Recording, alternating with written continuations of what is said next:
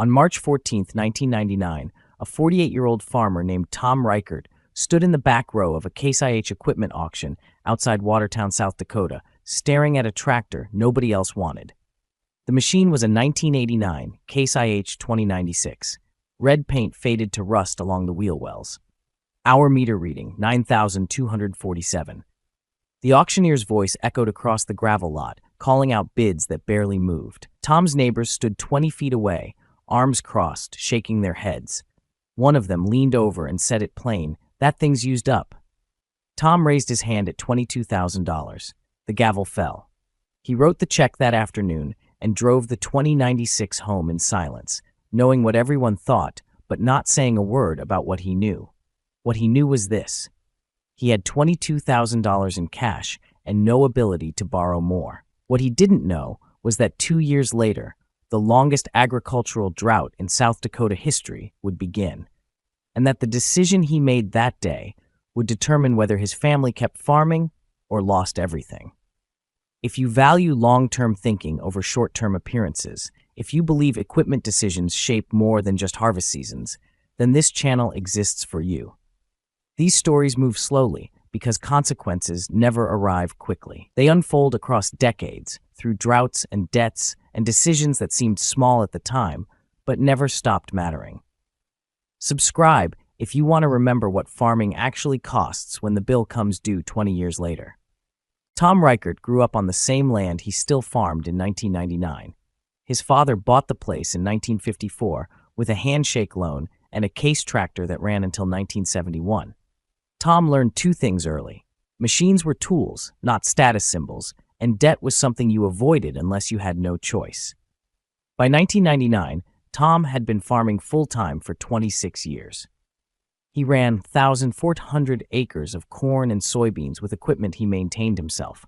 His shop was organized like a library, oil filters labeled by date, bolts sorted by thread size. He didn't hire mechanics unless the job required a welder or a crane. He wasn't sentimental about machines, but he understood them. A tractor was a collection of systems that wore at predictable rates. Transmissions failed around 8,000 hours if you didn't change fluid. Engines smoked at 10,000 if you ran them hot. Hydraulics leaked when seals aged past 12 years. Tom didn't guess at maintenance schedules. He tracked them in a notebook he kept in the glove box of his pickup. In early 1999, his primary tractor, a 1983 Case IH 1896, threw a rod during spring field work. The engine was gone. A rebuild would cost $14,000 and take 6 weeks. Tom didn't have 6 weeks. Planting season was 30 days out. He had 3 options: buy a new Case IH Magnum MX Series tractor for $95,000 and finance the difference, buy a low-hour used machine in the $45,000 range and stretch his savings, or find something cheap, functional, and immediately available, even if it carried risk. Tom did the math in his kitchen on a Wednesday night. A financed tractor meant $1,400 monthly payments for 7 years. If commodity prices dropped or yields suffered, those payments didn't stop. A $45,000 machine would drain his operating cash and leave nothing for seed or repairs. The cheap option meant buying someone else's wear, but it also meant no debt and enough cash left to survive a bad year. He chose survival over confidence. The auction was held at a retiring farmer's lot 30 miles west of his place. Tom arrived early and walked the line of equipment twice before the bidding started. He ignored the newer machines. He was looking for something specific, a Case IH row crop tractor with enough horsepower to pull his planter and enough years left to make it through 5 seasons. The 2096 sat third from the end. It was a 10-year-old machine with a 6-cylinder turbocharged engine rated at 160 horsepower, 4-wheel drive, 16-speed power shift transmission. It had been a $70,000 tractor when it rolled off the lot in 1989. Now it looked like what it was, a machine that had worked every day for a decade. Tom pulled the dipstick. The oil was dark, but not metallic. He checked the hydraulic reservoir. Full, no foam. He climbed into the cab and turned the key. The engine caught on the second crank. No smoke, no knocking. He let it idle for 5 minutes while he tested the transmission through every gear. Shifts were firm. Clutch engaged clean. He opened the service panel and looked at the air filter, the fuel lines, the coolant hoses. Everything was worn, but intact. The tractor had been used hard, but it had been used correctly. Whoever owned it before had maintained it enough to keep it running, even if they hadn't kept it pretty. The hour meter told the truth nobody wanted to hear: 9,247 hours. Most farmers wouldn't touch a tractor past 7,000 hours unless they were buying it for parts. Tom understood why. High-hour machines were approaching the end of their engineered lifespan. Seals dried out, bearings wore past tolerance, metal fatigued in places you couldn't see until something broke. But Tom also understood something else. The 2096 wasn't a finished machine. It was a machine entering its expensive phase. And expensive was only a problem if you couldn't do the work yourself. When the auctioneer opened bidding at $18,000, nobody moved. Tom waited. The price dropped to $15,000. Still nothing. At $12,000, a dealer in the front row raised his hand, but only as a courtesy bid. Tom let him have it. The auctioneer called for $14,000. Silence. Then $16,000. The dealer shook his head. Tom raised his hand at $20,000. The auctioneer paused, surprised. Someone in the crowd laughed. Not loud, but loud enough. Tom didn't turn around. The auctioneer called $22,000. No response. Going once, twice. Sold. Tom paid in cash that afternoon and drove the 2096 home on county roads, 30 miles at 18 miles per hour, while the sun dropped behind him and the machine rumbled steady beneath his hands. He put 600 hours on it the first year.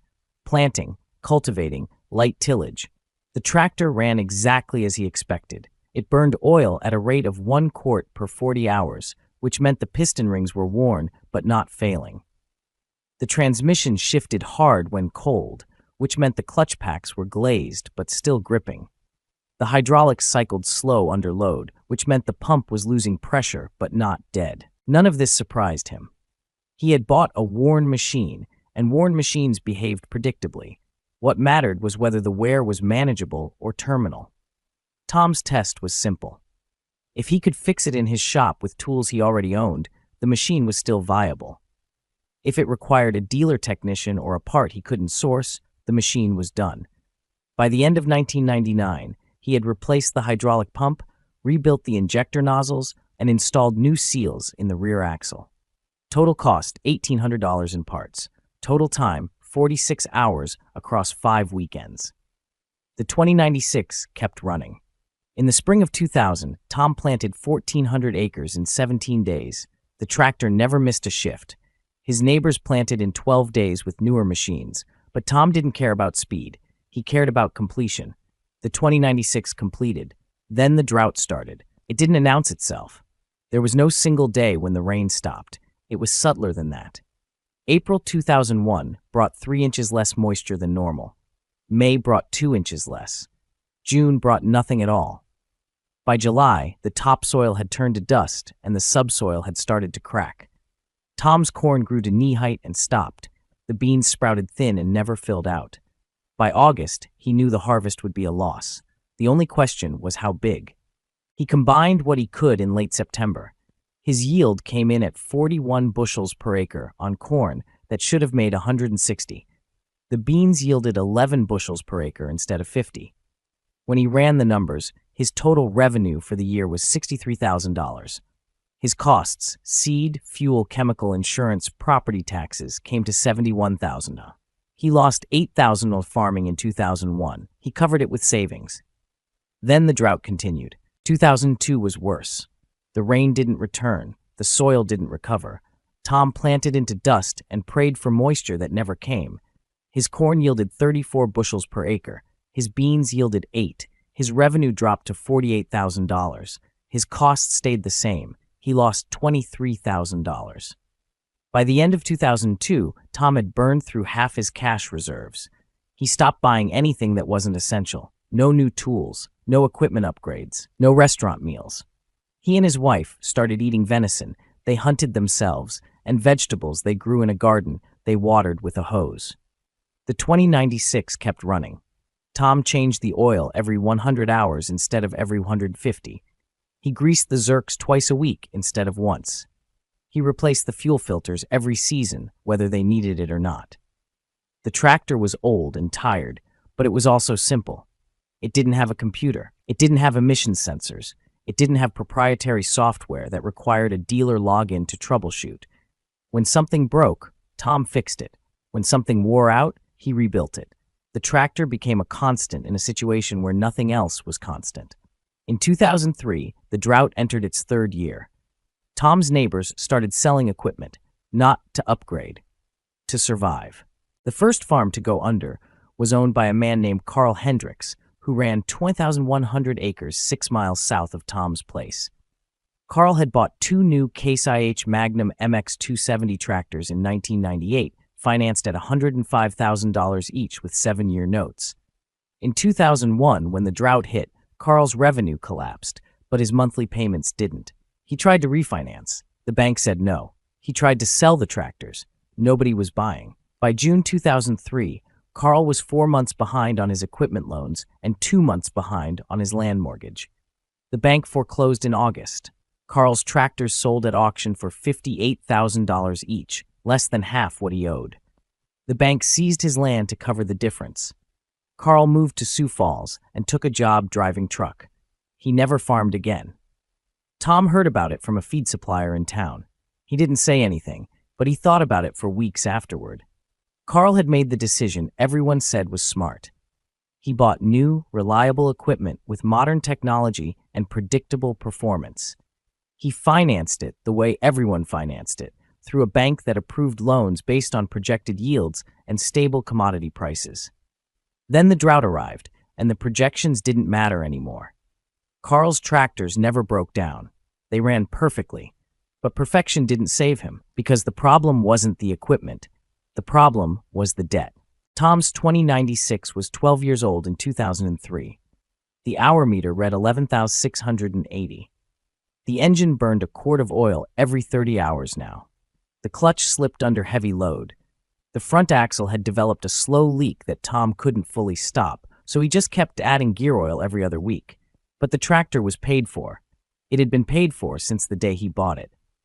And in 2003, when commodity prices hit a 10-year low and half the farmers in the county were negotiating with banks, that meant everything. Tom planted 1,400 acres that spring with a machine everyone had laughed at 4 years earlier. It took him 23 days instead of 17 because the 2096 couldn't pull as hard as it used to, and Tom had to slow down to avoid overheating the transmission. But he finished. And finishing was the only thing that mattered. The drought broke in 2004. Not completely, but enough. April brought rain. May brought more. By June, the soil had softened, and the crops started growing the way they were supposed to. Tom's corn yielded 142 bushels per acre. His beans yielded 46. His revenue climbed back to $118,000. After costs, he cleared $41,000. It was the first profitable year he'd had since 2000. He didn't celebrate. He paid down the operating loan he'd taken in 2003 to cover seed costs. He restocked his shop with the parts he'd deferred buying. He rebuilt the 2096's clutch and replaced the front axle seals. By the end of 2004, Tom was solvent again. Barely, but solvent. His neighbors who had survived the drought, the ones who hadn't been foreclosed on or forced to sell, started buying equipment again. Not new, but newer. Tractors from the late 1990s with lower hours and better technology. They financed them carefully this time, with shorter notes and higher down payments. Tom didn't buy anything. The 2096 had 12,400 hours on it, and it was still running. He didn't need a newer machine. He needed the one he had to last 5 more years. It lasted 8. From 2004 to 2012, Tom put another 2,800 hours on the 2096. He replaced the turbocharger in 2006.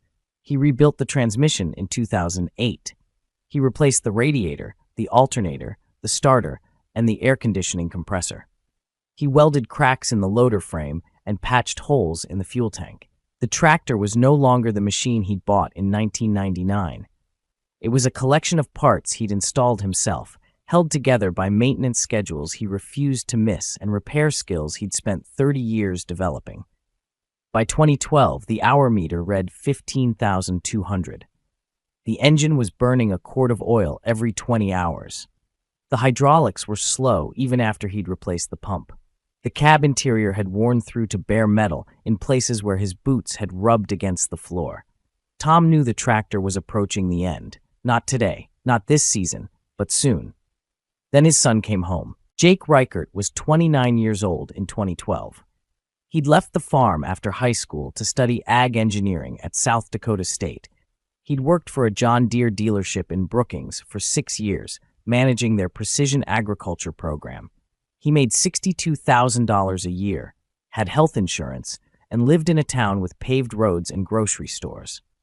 But in the spring of 2012, Jake told his father he wanted to come back. Tom didn't ask why. He just asked when. Jake moved home in June and started working the farm full-time. He brought skills Tom didn't have. He understood GPS guidance systems and variable rate planting. He knew how to pull yield data off a combine monitor and turn it into planting maps for the next season. He talked about efficiency in ways Tom never had. But Jake also brought expectations, and one of those expectations was that the farm needed better equipment.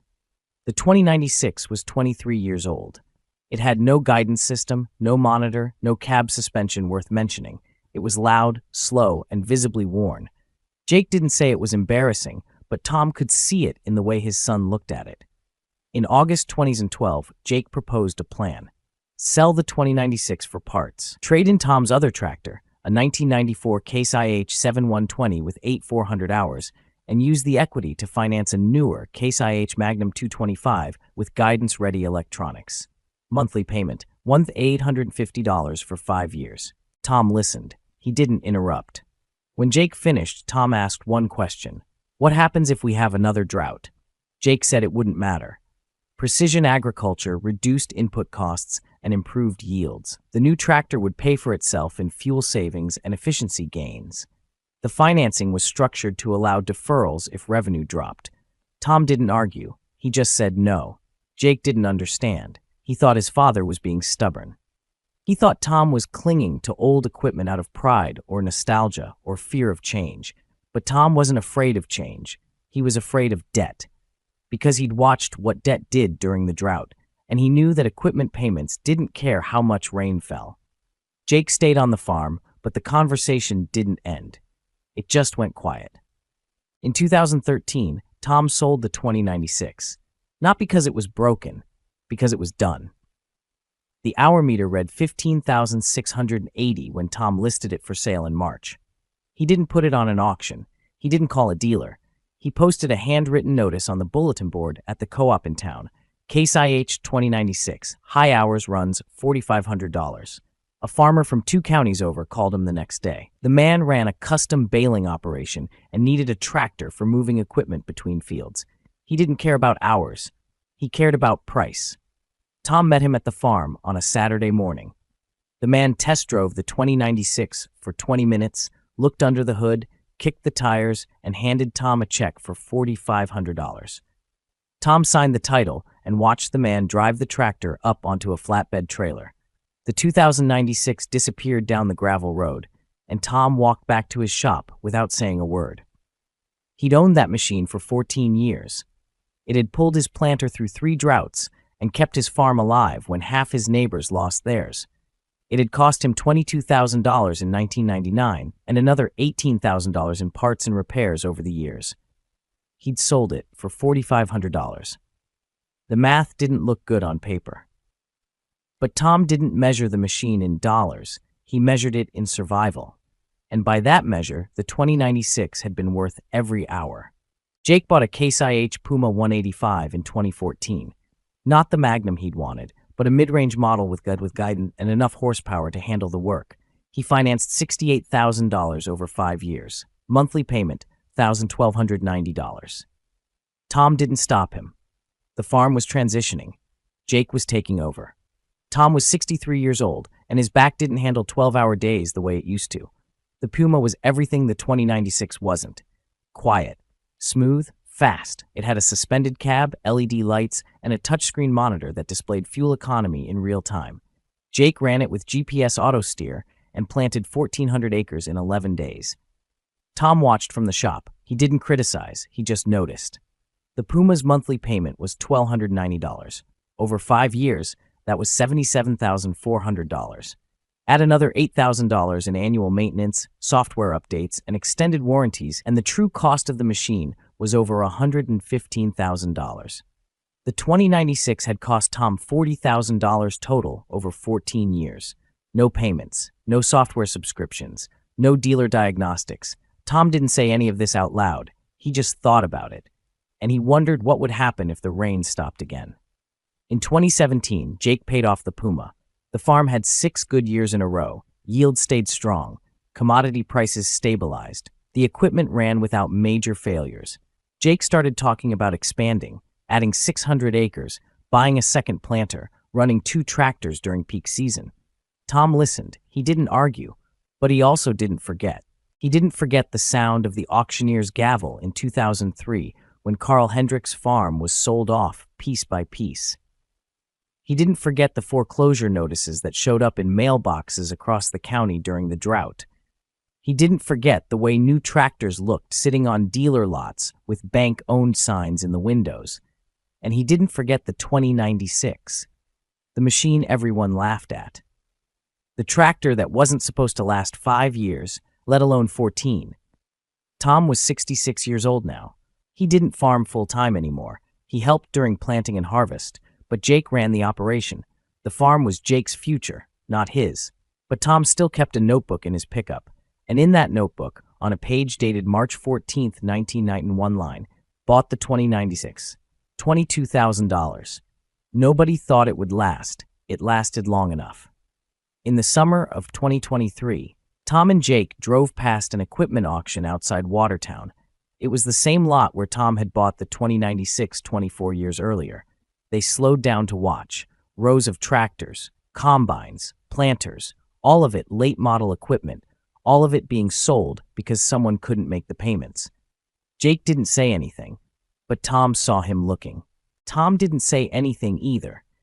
He just thought about the machine he'd bought for $22,000 when he had no other choice. The tractor nobody wanted. The one that ran for 15,680 hours and outlasted the drought and kept his family farming when half the county lost everything. The 2096 hadn't been the smartest buy. It hadn't been the most efficient. It hadn't been what anyone recommended, but it had been the right one. Because in farming, the best machine isn't the one that works the best. It's the one that's still there when everything else is gone.